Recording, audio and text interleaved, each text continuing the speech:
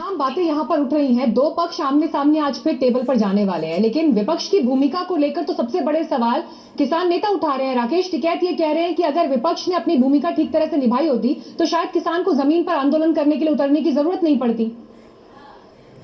देखिए, हमने खुद से पहले भूमि स्क्रीन के लिए लोग लेकर आए थे, उसका भी विरोध किया और अब फिर से एक नया कानून लेकर आए, उसका विरोध हम लगातार कर रहे हैं, अपने स्तर पर कर रहे हैं।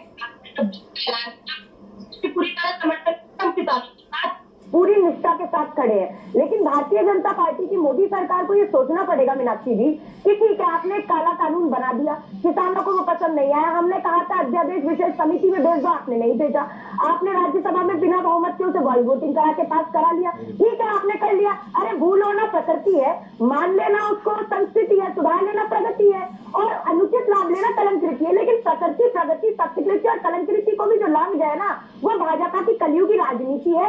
ये तो वही बात हो गई, पहले लड़ाई झगड़ा होता था गांव देहात में। मैं भी किसान की बेटी हूँ, मैंने 5 साल की उम्र में सेंट्रल गवर्नमेंट में गिरफ्तारी दी थी 13 अगस्त 99 में। तो मैं खुद कहती हूँ, पहले जब पंचायतें होती थी तब कहते थे, एक मिनट बीच में ना बोले प्लीज, मुझे मेरी बात रखने दे। तब ये लोग कहते थे, अगर कोई पंचायत होती थी कहते हैं पंचायत तो करेंगे लेकिन कान खोल कर सुनो, कानून यहीं से गिरेगा, यानी वार्ता तो करेंगे हम।